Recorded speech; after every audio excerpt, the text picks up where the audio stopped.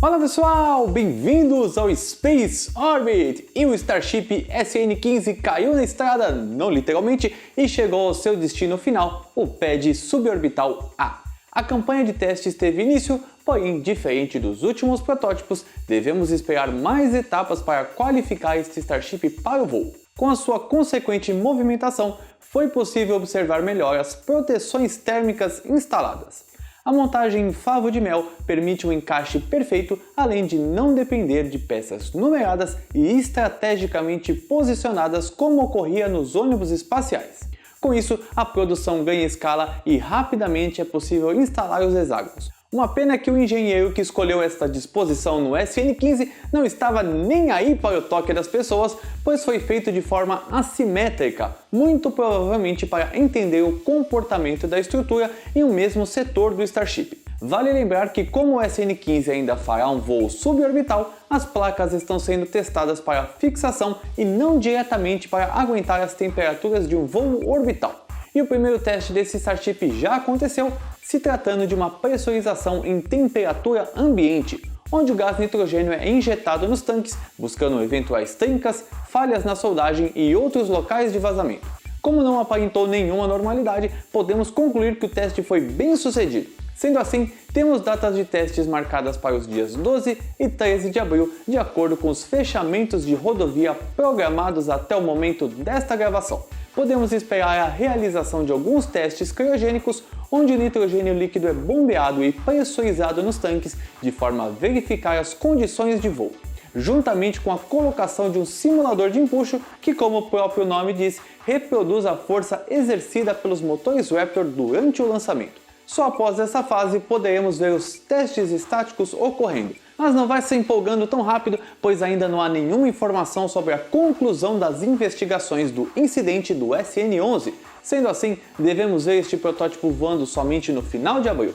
Enquanto isso, na zona de fabricação, pudemos observar o primeiro domo do possível Starship orbital, o do SN-20. Tudo indica que também temos o tanque auxiliar de metano identificado, o que ainda não é um grande avanço, mas mostra que a SpaceX está firme e forte no plano de colocar este protótipo no espaço até a metade deste ano.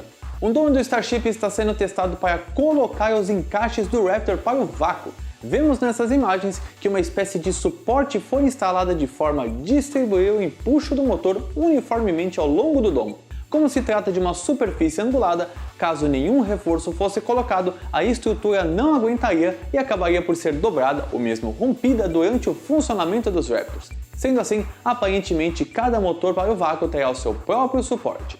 E já que estamos falando de domos para os motores, podemos ver o domo do Super Heavy com maiores detalhes, pois foi movimentado para fora da tenda. Podemos ver 8 motores na seção central, estes que devem se parecer muito com a organização dos motores do Starship, contendo controle de empuxo vetorial, aquele responsável por movimentar os Raptors durante o voo e dar maior estabilidade e, consequentemente, controle ao veículo. Na porção externa podemos contar 18 furos, porém podemos estimar que em toda a circunferência temos um total de 40, sendo 2 para cada motor, um de alimentação de metano e outro de oxigênio líquido, chegando à soma de 28 motores para o booster, o que está dentro das estimativas do titio Elon, mas lembrando que ele mesmo não fechou a quantidade de Raptors que o Super Heavy vai conter. De qualquer maneira, é muito bom ver outro BN tomando forma e torcemos para que seja o BN-2. E falando do chefe, parece que ele viajou ainda mais na maionese. Por ele, a captura do Starship seria feita ainda na horizontal,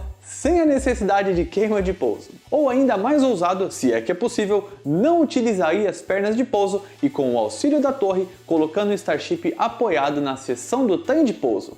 Ai meu Deus. Claro que isso é uma ótima ideia, tirando o fato de que carregar uma espaçonave do tamanho de um prédio e com a fragilidade de uma lata de milho nunca foi feito, só podemos dar risada com os memes que a galera inventou desde que essa história começou.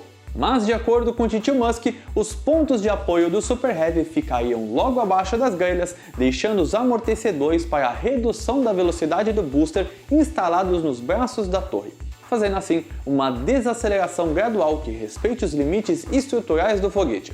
O pior é que a SpaceX está levando a sério boa parte desse plano, visto que submeteu um documento para a FAA solicitando a avaliação de questões de segurança do espaço aéreo para a construção de uma torre de cerca de 143 metros de altura, que para referência seria equivalente a um prédio de 47 andares. Mas a parte intrigante é que quando mencionam que o objetivo, além de montar o conjunto do Starship e Super Heavy, é realizar a captura do booster após o lançamento.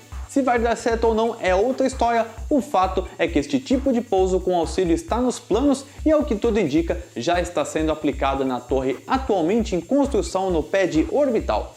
O documento também detalha que a torre será construída com treliças metálicas de forma a permitir o içamento dos veículos para consequente montagem. Então preparem-se, pois o futuro será muito mais cyberpunk do que imaginávamos. E no pad orbital, as obras continuam a todo vapor com a instalação definitiva do tanque GSE-1, que com certeza não será o último, visto que outros já estão em produção. Além deste, outros tanques de propelentes estão sendo trazidos para a região e serão instalados nos próximos dias, o que começa a tirar um pouco aquele aspecto de obra, passando a sensação que este local realmente é o centro de lançamentos mais avançado do mundo. E temos novidades para o nosso conhecido cone de nariz sem nariz, que agora ganhou um nariz postiço. Como já comentamos aqui, esta maquete do Starship lunar fica cada dia mais misteriosa. O local deve servir como uma possível escotilha, recebendo inclusive marcações para referências de sistemas de ancoragem. Sabemos que essa versão não vai voar, mas torcemos para que a NASA escolha o Starship como veículo de descida das missões Artemis, só para vermos aonde esta ideia vai parar e como esta espaçonave pode revolucionar também as missões ao nosso satélite natural. E para você não ficar viajando no mundo da Lua e perder as novidades do Starship, inscreva-se no canal e clique no sininho para ser avisado dos vídeos e lives do Space Orbit. Um muito obrigado aos membros por tornar este projeto possível e torne-se você também um a partir de R$ 2,99 ao mês e tenha benefícios exclusivos como acesso antecipado aos vídeos, informativos das missões, lives dos membros e muito mais. Então, um beijo no coração de vocês, até mais, tchau!